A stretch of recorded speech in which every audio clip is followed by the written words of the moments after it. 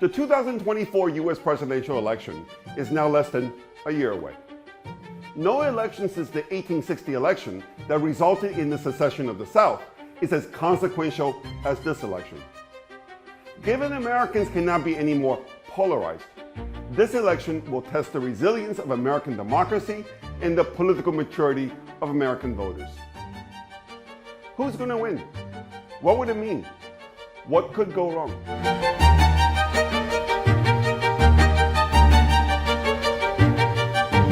Hi, I'm David Wu, a former IMF economist and Wall Street strategist with a 20-year track record of making actionable predictions about the big stories shaping our world tomorrow. The phrase, "Is the economy stupid?" was coined by James Carville, Bill Clinton's campaign strategist in the 1992 presidential election, to convey the overriding importance of the economy for US presidential elections. By the logic what has since become a received wisdom in American politics, the 2024 election should be a slam dunk for Joe Biden, who's seeking re-election. This is because, by most metrics, the US economy is doing well. US GDP grew nearly 5% in the third quarter, the fastest among major economies. The Biden campaign likes to remind us that the US economy has added 14 million jobs since Biden took office. The unemployment rate at just 3.9% has been below 4% for 21 months now. Americans are also wealthier, at least on paper. Household net worth has gone up $20 trillion over the past 3 years. Despite these results, the American people apparently is not that impressed though. Consumer confidence has recovered somewhat over the past year, but it is still quite a bit lower than where it was at Biden's inauguration. Indeed, it's not too far from the low of the past 20 years. How do we explain this divergence between consumer confidence and economic data? Are Americans so blind and so spoiled that they can't see how good they have it?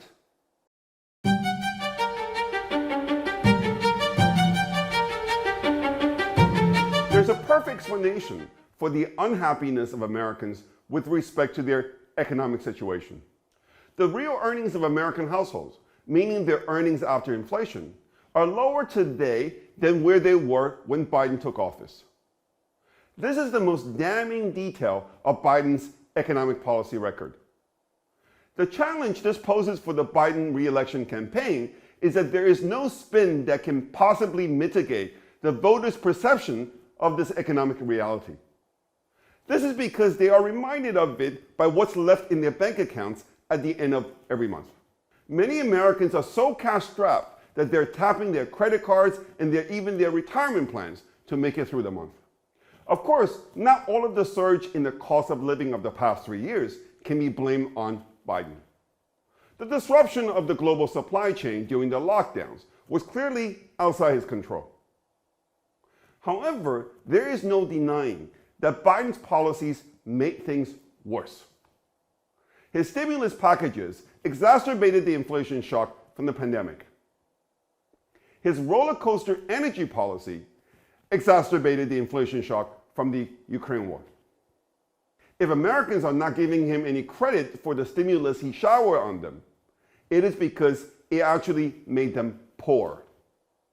A new survey by Bankrate.com found that 50% of Americans see their financial situation as being worse now than it was before the start of the Biden administration, including 31% of Democrats. 45% of the survey respondents blame Biden for their worsening financial situation. This includes 72% of Republicans, 53% of independents, and 20% of Democrats. The decisive factor behind Biden's victory over Trump in 2020 was the 10-point margin of the share of votes from independents that he received. The fact that more than half of independents think Biden is responsible for why their financial situation is not better bodes poorly for Biden's re-election prospect.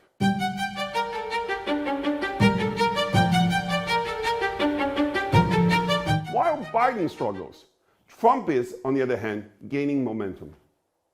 With the Iowa caucuses only 2 months away, Trump is now leading the Republican field by more than 40%. Trump's lead over other Republican presidential candidates is so huge that this week Ron DeSantis' biggest donor decided to switch support to Trump. I suspect he won't be the last. Meanwhile, Trump has moved ahead of Biden in a hypothetical matchup and is leading him by an average of 1 point. Why is Trump doing so well when he faces 91 felony charges in 4 separate criminal cases? The results of a new New York Times Siena College poll of the 6 battleground states provide important clues about American voters' state of mind right now. In terms of favorability rating, the new poll has Trump and Biden more or less tied. Where the big difference between the two emerges is when the survey respondents were asked whether they trust Biden or Trump to do a better job as president. On the economy, 59% of the respondents said Trump would do a better job versus only 37% who said Biden would do a better job. On immigration, 53% of the respondents said Trump would do a better job versus only 41% who said Biden would do a better job. On national security, 53% of the respondents said Trump would do a better job versus only 41% who said Biden would do a better job. Biden does lead Trump on abortion by 49-40. He also leads Trump on democracy, but only slightly by 48-45%. We all know Trump brings out extreme feelings in people. But what these results tell me is that once people put their feelings aside, they trust Trump more than they trust Biden when it comes to the biggest issues facing the country right now. What it means is that American voters, after having 3 years to reflect on what Trump did during his presidency, are reassessing their opinion of him, or at least his competency. The fact is that real wages during Trump's presidency grew at the fastest rate in 2 decades. The fact is that Trump was the first president since Jimmy Carter who did not start a new war or was involved in escalating or starting a new military operation. Perhaps these facts are finally dawning on Americans. The New York Times Siena College poll shows Trump beating Biden in 5 out of the 6 battleground states by an average margin of 5 points. By the way, Trump lost in all 6 states in 2020. If he just wins 3 of these states, he will be the next president of the United States.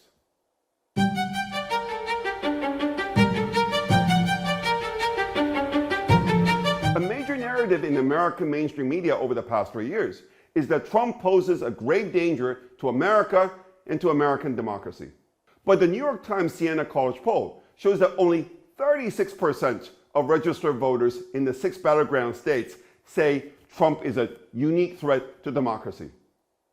Another constant narrative in the American media is that Trump is racist. But the new poll shows that 22% of blacks and 42% of Hispanics in the 6 battleground states intend to vote for Trump. These are record numbers for Republican presidential candidates.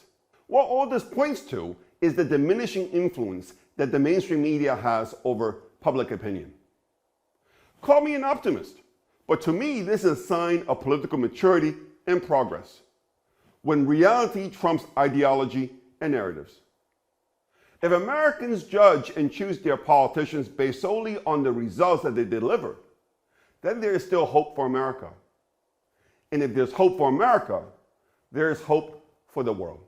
If you got something out of this program, please hit like and subscribe to my free YouTube channel. Let me know what you think by posting your comments on the video. If you want to learn more about my investment strategy, come visit us at davidwunbound.com.